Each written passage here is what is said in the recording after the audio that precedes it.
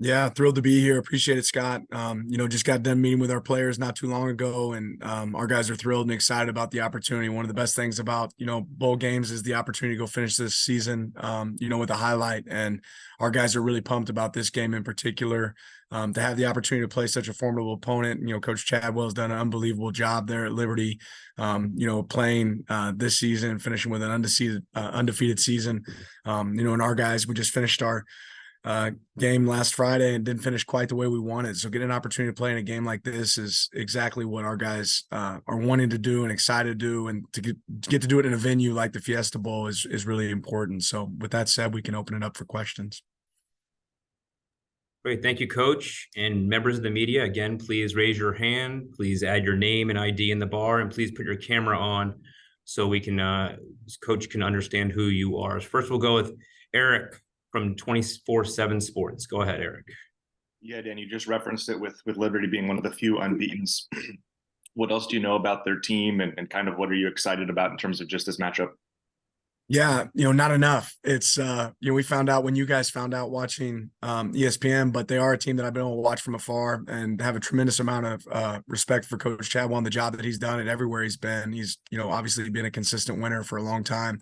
But this team's playing, it seems like they're operating on all cylinders, and to go unbeaten in college football is extremely tough. We know they've got a dynamic quarterback and an elite offense that creates some issues because you have to prepare for them in a different way. So excited about this opportunity to go play, excited to go out on the field with our players one more time to cap off this 2023 season. Next, we'll go to James from the Oregonian. Go ahead.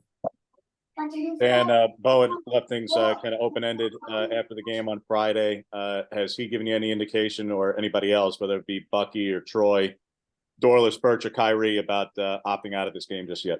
Yeah, we've gotten some clarity this morning. I think some of those guys, it's probably fair for me to let them have that opportunity to let you guys know that they want to go play. But I can't say definitively that Bo Nix wants to go play in this game. He told his teammates the same thing this morning when we met as a team. I think he wants that opportunity to go out in the field one more time. And there's several other guys that have made that same decision. But as we go, we'll continue to get more clarity of what that looks like. These guys are excited to go play this game. Our entire team's excited to go out there one last time and cap off an elite season for us. Jared Denny from On3, you're up. Yeah, Dan, I'm just wondering what the next few weeks kind of look like for you guys schedule-wise, and when you guys kind of plan to get back in Eugene and resume practice. Yeah, December is a crazy month for coaches and players alike. Our guys are wrapping up, finals here in this week of December. Us as coaches will be on the road. Several of us are already on the road right now as we speak, that they left today. I'll be traveling out to go do some recruiting throughout this next week. And, we also have some other things to celebrate about some of the successes we've had this season. As we get into the second week of December, we'll start to ramp up some practice opportunities, and you try to squeeze as many of them as you can around all the things that exist in December, whether that's, signing day, all the other pieces that exist in college football right now. But we'll get as many practices in as we can. Make sure our guys get an opportunity to celebrate a little bit of time with their families right around the Christmas holiday, and then get back there for our game at the Fiesta Bowl. Thank you. We'll go back to James Crepia. Sorry, James, I'll get it right this time, from the Oregonian. Thanks, Scott. Dan, also with the portal opening tomorrow, we've seen Ashton's announcement, but it is that time of year that happened obviously last year as well. Just who are you expecting, if anybody, to be outgoing in the next couple of days? There'll certainly be some announcements. I think that's going to exist on every single team. And I've talked to those guys, individually. On the same note, that's their opportunity to be able to announce that. So I think you'll see some guys that aren't with us anymore, and they've been phenomenal here for the Ducks, and wishing them nothing but the best. But, out of respect for them, I'm going to give them the opportunity to make that announcement. We'll go to Ron Sanzone from the Times Media Group. Ron, you're up for Coach. Hi, Coach. Congratulations on a great season. If Washington were to lose to Texas in college football playoffs, then on January 1st in your bowl game, Oregon would be playing the last game ever by a Pac-12 team. So would not just ending your season on a positive note, but getting a final win for the conference, does that possibility make the game any more meaningful than it already is? You just made up a scenario, Ron, that I never even really thought about. I'll say this: I'm excited about getting to play one more game for the Ducks for this season, and we are pumped to go out there. You know, our goal is certainly to put our best foot forward and to go play, but we know that we're playing a really good team in Liberty, so it's going to take our best effort. Matt from 24/7 Sports, you're up for coach. Yeah, Dan, just what does it say about Bo that he wants to finish this season? What does it say about the other guys that we'll find out down the road that they want to say about this, play this game? What does it say about your DNA traits that you reference all the time? Yeah, just, the character of him and the ultimate competitor. I think visiting with Bo this morning, we were kind of just, reminiscing a little bit about this season. You don't get a lot of opportunities to do that. And we got a little bit of an opportunity to do that this morning as you kind of wait to figure out what's next. But I think it speaks to, his character, what he thinks of this team, what he feels like he owes the players on this team around him. And he certainly doesn't owe anybody anything. And for him to go out there and to go play, I don't think it was really ever a question for him. It's just a matter of, those are things to assess after the situation. I think he took his time to do that and evaluated what he wanted to do moving forward. And I think any of our players that it's not always seen in college football as advantageous for players to go get to play. But you got to remember, you want guys on your team that love to play for the love of the game. And Bo Nix is one of those guys. Thank you, Coach. We'll go to Aaron from KVAL TV. Aaron, you're up for coach.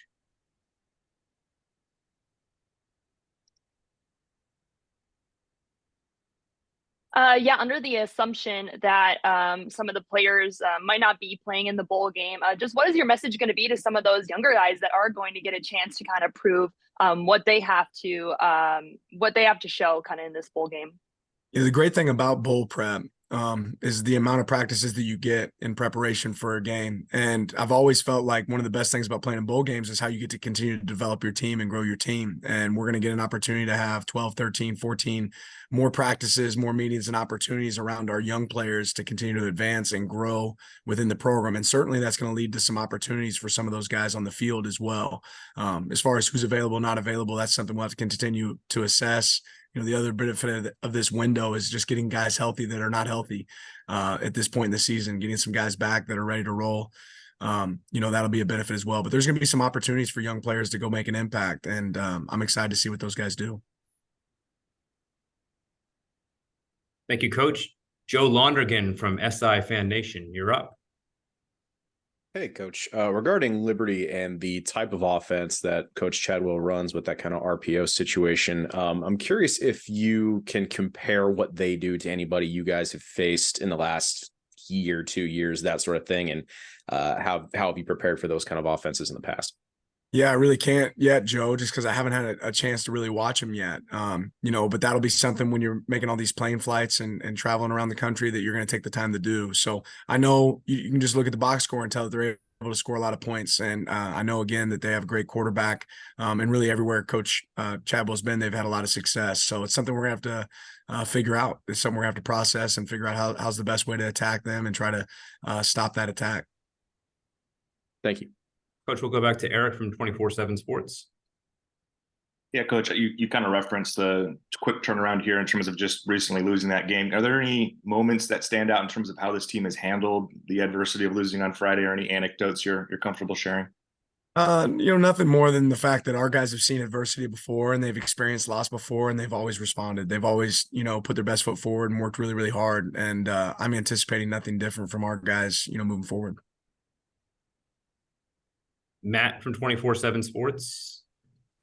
How do you handle bowl prep practices? Do you focus like a week just preparing for Liberty and the previous practice just developing your players and not really worrying about the opponent? How do you kind of handle that bowl prep, you feel like? It's a long time to play.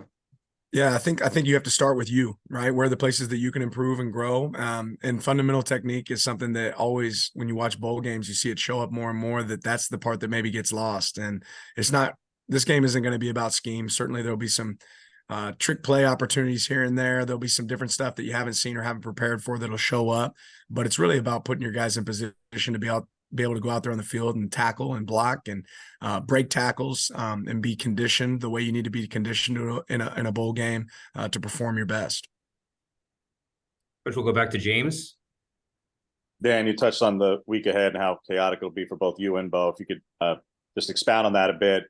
Will you be going on Tuesday for LeMike being inducted? I know Bo's up for a finalist that night in Vegas as well.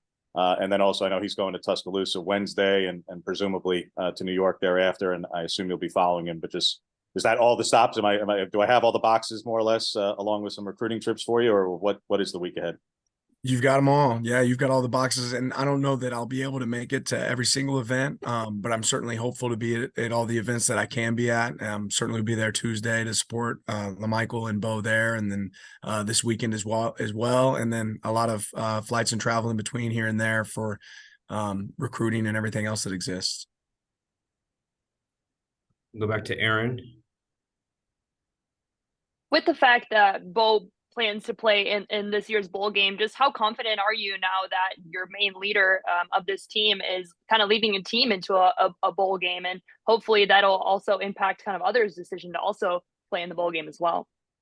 I think everybody has to make the best decision for them, and that's something I encourage our players to do. You know, I have a lot of confidence in this team, and a lot of confidence in the way that they've worked all season, and I know, you know, how these guys operate and how they want to finish. So I'm certainly excited for Bo and his opportunity. I think it means a lot to him to get to wear that Oregon uniform one last time. He's meant the world to this place. And I think this place has meant the world to him, but I think there's a lot of players on our team that have that same feeling, and the opportunity for our seniors to get to go play in a game like this against Liberty is something that's pretty exciting for them. Chris Heidel. Chris. Hi, Coach. This is Chris Heidel from Herberton Radio in Baltimore. Congratulations on making it to the Fiesta Bowl. Talk about Bo Nix playing in this last game. Talk about the other quarterbacks you have, and what does this 15 practices mean for them? Yeah, huge. This is a great question, Chris. You know, we've got some talented young guys on this roster that I'm excited to see, you know, whether that be Ty or Austin or just, you know, all of these guys, Brock, you know, within our program. You know, this season's been big for development, but it's almost like having spring ball again right here in December. So it's an opportunity for us to get a lot of work with a lot of guys in a short window of time, but also on the same note, you know, a big window in comparison to what you get in the rest of the season. All right, we'll do last question from Warren Williamson. Warren. And there was a little bit of pushback this morning from some Duck fans about the opponent that you'll play. We all know it's so difficult to go 13-0 in any level of football. But I want to give you the chance to talk to those fans about how important this game is, not just to you and your players, but to the program in general. Yeah, well, there's zero pushback in our building because we know exactly how talented Liberty is and what they're capable of. To go undefeated in a season, I think, speaks volumes. And more than anything, you know, the opportunity for our players to go out there on the field one more time and have a great experience. You know, to go perform, show up, put our best foot forward. We talk about playing our best ball towards the end of the season. Well, this is your opportunity to do that. And to get to do it against a team that has gone through the season unblemished, I think is really special. And I'm thrilled for our guys to get to go step on the field against the team that we get to play and prepare and put our best foot forward, knowing, you know, last year you look at a game similar to this, you know, Tulane was able to go upset a team in USC, you know, when they got their opportunity to go play in this game. So we know exactly what Liberty is capable of. I'm excited to dive in on the film. I know exactly what Coach, you know, Chadwell's capable of, and his performance, I think, and record speaks for itself. So it's an exciting opportunity for us, an exciting opportunity for everybody that supports Oregon and everybody that supports Liberty and people that are college football fans. That's one of the things that makes college football so great is bowl season and games like this. Fantastic. Coach Lanning, thank you very much for your time. Good luck in recruiting. We look forward to seeing you here. Kickoff January 1st, 11 a.m. local time, 10 a.m. Oregon time. So way to start off the new year. And I know you guys will have your team ready. Thank you. Appreciate it, Scott. Have a good one. Thank you, Coach.